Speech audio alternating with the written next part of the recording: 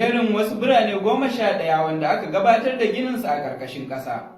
Assalamu alaikum ‘yan uwa, barkanmu da wannan lokacin, ya kuke a haƙurin kasancewa tare da mu. A yau cikin shirin namu mun zo muku ne da jerin wasu manyan birane wanda aka gabatar da gininsu a ƙarƙashin ƙasa. Don haka mu je cikin shirin wanda ni Abdulrahim Yusuf zan gabatar. Mutane za su cika da mamaki idan aka ce da su an yi gini na birni guda kuma a ƙarƙashin ƙasa. To amma ba abun mamaki ba ne, domin ana iya aiwatar da gini a cikin ƙasa wanda kuma zai burge mutane. Kuma idan mutum ya shiga cikin birnin, babu wata alama da zai gane cewar a ƙarƙashin ƙasa yake, saboda yadda aka gabatar da ginin, sannan aka sanya fitilu masu hasken gaske gwanin ban sha'awa. Don haka yanzu za mu zayyano muku jerin biranen da aka gina su a ƙarƙashin ƙasa tare da sunan ƙasar da suke. Birni na farko wanda aka gabatar da gininsa a ƙarƙashin ƙasa shine birnin Kuba Pedi, wanda yake ƙasar Australia. Sai kuma birni na biyu shine birnin Berlin da ke ƙasar Germany. Sai kuma birni na uku shine birnin Matmata da ke ƙasar Tunisia. Sai kuma birni na hudu shine birnin Dizhiyachan wanda yake ƙasar China. Sai kuma birni na biyar wanda aka gabatar da gininsa a ƙarƙashin ƙasa shine birnin Derinkiyu da ke ƙasar Turkey. Sai kuma birni na shida shine birnin Petra da ke ƙasar Jordan.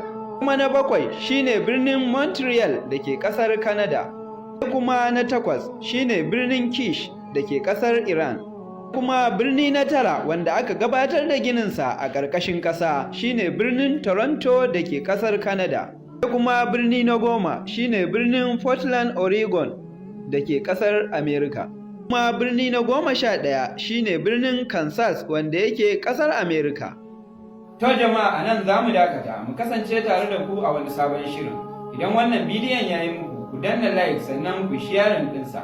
Idan wannan shine farkon shigowar ku wannan gidan, ku duba sama za ku ga an rubuta follow sai ku danna. Wannan zai ba da dama daga zarar mun dora abu kuna gani a koda wani lokacin. Duba ne da farashin data yake hauhawa, yana sauka yana saukowa, muka yanke shawarar zuwa muku da wani application mai suna Sauki Data. Ganin yadda abubuwa suka tsifare suka yi tashin goron zabi wato a ƙasa mai tsarki Najeriya. A dan aka muka ci karo da wani application na sayar da data. Ganin yadda 'yan uwa suke yawan amfani da data tana saurin karewa, muka yanke shawarar zuwa muku da wannan application din mai suna Sauki Data, wanda za ku sauke shi a wayoyinku na hannu ku siya wato data mai rahusa ta MTN da Airtel a kan farashi mai matuƙar sauƙi. Na tabbata da ɗan uwa ya matsiya ga wannan application ɗin, sannan kuma ya matsiya ji price ɗin wannan datar mai matuƙar kyau da inganci. Domin samun wannan data mai matuƙar sauƙi da nagarta da inganci, za ka iya mana magana ta WhatsApp ta wannan number, ko kuma ka kira mu kai tsaye, ko kuma ka sauke application ɗinmu domin siya da kancin kanka. Yau yan uwa, kamar da yake zaka ga link din wannan application a kasan comment, ko kuma ka shigo Google Play Store ka rubuta saukidata.com, daga bisani saka installing din sa kamar haka. Dududu MB 4 ne, bashi da nauyi, kawai zaka danna open kamar haka. Kai da baka yi register da wannan application din ba, zaka zo inda aka rubuta register ka danna kamar haka. Kana dannawa kamar haka zai baka wannan fuskar da zaka rubuta sunanka da last name ɗinka da number wayarka da email ɗinka, sai ka danna continue. Daga bisani zai tambaye ka saka state da password ɗinka kawai.